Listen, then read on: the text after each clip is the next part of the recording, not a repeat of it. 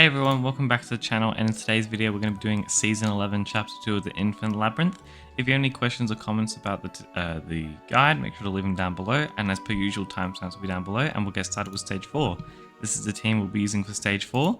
Rockstar Cookie is going to be using this. You can use the Magician set, that works as well. We got Blackberry on this, and we got Alchemist on this. You do need a very strong Alchemist. I think 3-star unique is what you need. Lemon Zest is using this, Lemon is using this, and if you have 3 Rockstar artifacts, you want to have the weakest one on Lemon, and then the 2 strongest on Blackberry and Rockstar. Cherry Cookie is running this, Plantain is running this, Basil and Candy Drop are running this. For stage 1, you want to make sure you have the attack percent increase on Blackberry and Rockstar. Attack percent and buff amp on Blackberry and Rockstar. I'm going to start off using the ultimates like this.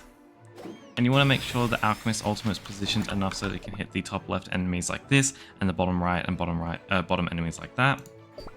And then this is quite literally, we just stand still and let it one-shot everything. And if your Alchemist isn't strong enough to one-shot everything, then you just may need a stronger Alchemist. This stage here, we're going to use a Cherry ultimate like this. We're going to use Lemon's ultimate at the top like this. I'm going to wait for 1.5 pulses. So about 1 pulse there, and we waited for half a pulse here. Then we're going to use Lemon's ultimate at the bottom like that to insta-kill them there.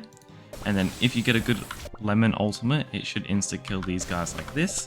Then we just use the skill at the top on this guy here, swap to Cherry, and then just use her skill to kill everyone like that. This stage here is also quite easy. We're going to use Candy Drop's ultimate like this.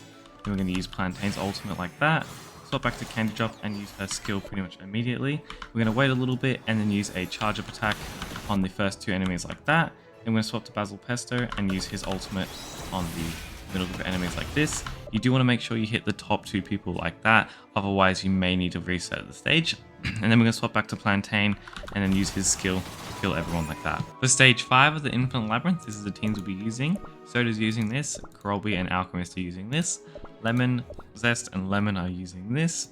Cherry, Plantain, Basil, and Candy Drop are all using it. To start off with, we want to make sure Soda's below 75% HP, and then we're going to use Alchemist's ult at the top like that.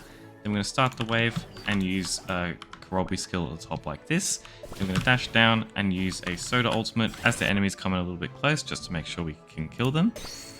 Once the enemies are dead, we're going to dash up and then use Corolby's ultimate, making sure to hit a little bit of this guy. You don't really need to worry about killing him since Soda Wave does kill him, though you should try to kill him with a Corolby ultimate.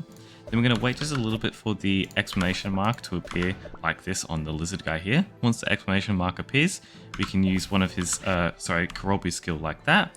Then we're going to swap to Soda Cookie and then use her wave just going across like this, making sure to hit this guy here. You can't actually hit this lizard on right side unless you wait a ton of time, which you will end up losing time unless you just, compared to just dashing like this. And again, you just want to use the skills on the lizard guy here. And the stage 2 here is much simpler. We're going to start off going to the top like this and using a Cherry skill. We're going to swap to Lemon and use his ultimate like that. Then we're going to wait for 1.5 pulses. So again, we waited for 1 pulse, about half a pulse there. Start the wave and then use Lemon Zest's ultimate to insta-kill the first stage like this. Then we're going to use a charge attack on the top left guy here because Lemon should be able to kill these guys here. If they don't die, you can just use the basic attacks as you need. We're going to dash it to the top like this to avoid the square and to make sure that the enemies on the right and left side both come up. And as they spawn in, you can just use the skill. You don't really need to be too precise, and this should just insta-kill this bit. This stage here is very simple. We're going to come to the top of this square here, use Candy's ultimate, swap to Plantain, start the wave, and then use Plantain's ultimate. You want to be positioned at the top of this square here. You can go a little bit higher, though I do find about the top corner works perfectly fine. Then we're going to dash down to the bottom left and then use the skill immediately. As you can see here, both the enemies are falling down. As they're falling down though, we're going to come to the middle and use Basil Pesto's ultimate.